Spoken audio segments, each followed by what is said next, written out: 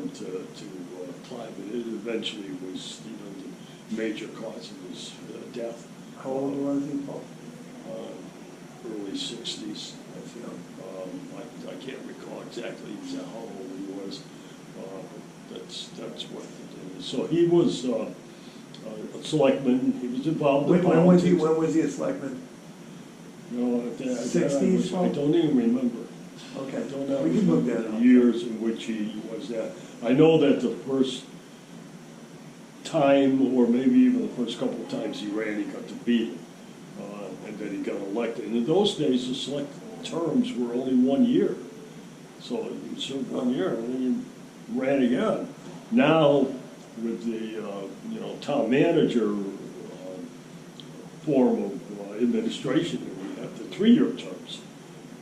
And there's 5 select, as opposed to just being 3.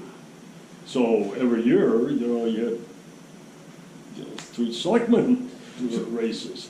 So the 3 selectmen every 1 year, do you think that made the select board more or less powerful than it is now with a 3-year term under a town manager? Well, at that time, the selectmen ran the town, pretty much so, because there was no town manager. If anybody managed the day-to-day things, they were more involved than they are now, but probably the person that ran the town was the town clerk, who was an elected office also, and the town treasurer, who was an elected. Everything was elected in those days until I ran for select person against another individual who decided that the town of Great Barrington was big enough that it needed a town manager. And, my opponent's going to be for it. I guess I have to be against it. So I got to be... That's what you ran on. Okay, interesting. I didn't know you had a platform. No, well, my platform was we don't need a town manager. Yeah. We never really, I don't think we really had a debate over the whole thing. It's just that he was a favorite, and he won. Yeah. And ironically, after he won, the 2 of us got together and worked towards the same goal, having a town manager. And we wrote the charter. Did you have a change of heart, Paul, or did you just see the writing on the wall? Or? I don't know if I was really ever against being a town manager, but politics being as it is, you can't have both people running for one office that are in favor of the same thing. So that was the way I felt. But it's ironic that the 2 of us got together and worked on the committee to write the original town charter, and lo and behold, we got it passed.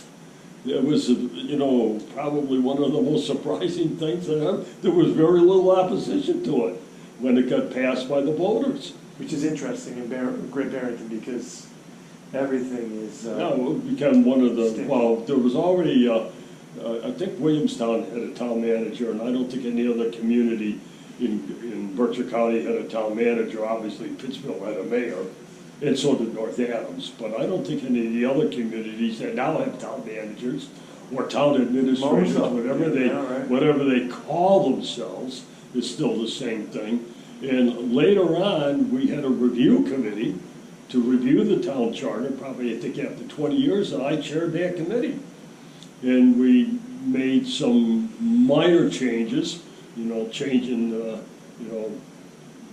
the selectmen to the select board, because now, obviously, we have females now that weren't part of town government before that, and now, they could be select people. And so we changed, I remember that, making the change from the Board of Selectmen to the select board, so that it was, neutral, gender-wise. Still, that still holds. Who was the first female select board member? I know that wasn't on the list, Paul.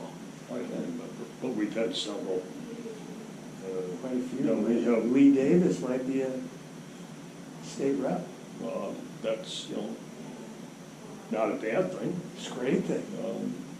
And it certainly wouldn't be a bad thing to have a woman president either. You can hope. Hope springs eternal in the human breast. It does. So anyway, I voted for you, by the way. I lived on Manville Street. I lived on Manville Street. Well, we'll have to change that. I voted To for you. Hewitt Street or something like that. No, we can't use that because it's got the word man in it. Oh, We'll have to. You know, Manville Street, right? Yeah, I know. Yeah. So, you know, I served as a finance committee for. What do you do on the finance committee? Well, the finance committee, we developed the budget. Okay. That was our job, to present the budget to the town meeting. And at one time, when we first started out, the selectmen had very little part to play in doing it, but gradually we moved closer together, because it was, you know, it's kind of foolish that, you know, they were developing a budget and then we would vote on it, and we were developing a budget. It didn't make any sense. So we gradually moved towards meeting jointly and doing it. But when I first started out, we had some long meetings, because we reviewed every single department. You know, would come before us with their budget requests. We had books that were like, you know, 3 inches thick with their requests, and they would have to defend their requests, and then we would take a vote as to what we were going to recommend to the town meeting. And that's what the people voted on, was our recommendation, although they could raise it or lower it. You know, democracy in a sense. But that was it. But gradually, we moved more towards a collaborative thing, which is pretty much the way they do it now. The finance committee and the select board meet in joint session. And that started out, I think, in my last 3-year term, where we did more of that. But before that, I can remember we used to meet on Saturday mornings from 8 until 12.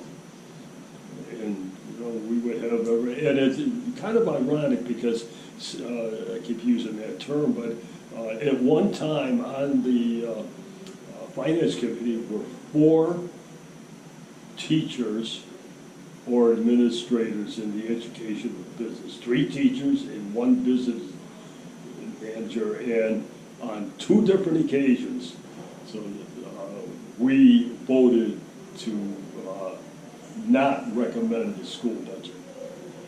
Because you guys were ethical, Paul. That's right. And yeah, that brought up some people on the school committee were not happy with some of us who were school teachers sitting on the finance committee, and there was some question as to whether we were breaking any rules, ethics, and the ethics commission found in our favor both times, because the school district was a different political entity than the town. So that we were recommending to the town, and the school district was a separate political entity, so that we were in conflict. We were not employed by the town, we were employed by the school district. And that came up more than once during the time that I was on the finance committee, but both times we were found not to be in violation of any ethical mandate from the state. Conflict of interest. Did you enjoy that work? On the finance committee, when I first started out, yes. But I think towards the end, it became more drudgery than anything else. I didn't have the same, well, I was older, my motivation had changed a lot during this time. My own life had changed and everything. So I don't believe that I had as much fun as I first started out, even though I was still the chair. I thought, they elected me chair unanimously. They didn't, it became very easy. Oh, Gibbons is back. I became, even though I was gone for that one stretch there between my 8th and 9th term, when I first came back, it was the first thing that anybody did was they appointed me or voted me a chairperson. So I guess in some way that's an honor. Yes, I would say that's a shout. So I always say that out of 27 years, 26 of them was chairperson, which really, I didn't have any more vote than anybody else, but I was the spokesperson. Even if I didn't agree with my committee, it was sort of outvoted, I still had to represent the majority vote, even though that was difficult. If I was not in favor of something and the rest of the committee or a majority of that committee was, but I still had to represent their feelings and not my own. That's not an easy thing to do when you're you're not in favor of something you're speaking about. But it's I guess the democratic way of doing things. You were like the person that does the spin for the presidents. When they stand up in front of the media and they have to say, oh, I should know what that is. You know what I'm talking about, Paul? The person they speak for the president, the press secretary. Oh, yes. Oftentimes they must, inside their head, they must be like, I don't know. Nowadays, I think, though, for the last few years, the press secretary has been more or less an advocate of what the president wants, if they choose the press secretary, so. That's true. So when you were doing the GB, how long were you cutting those GB things? Probably about 30 years. I was working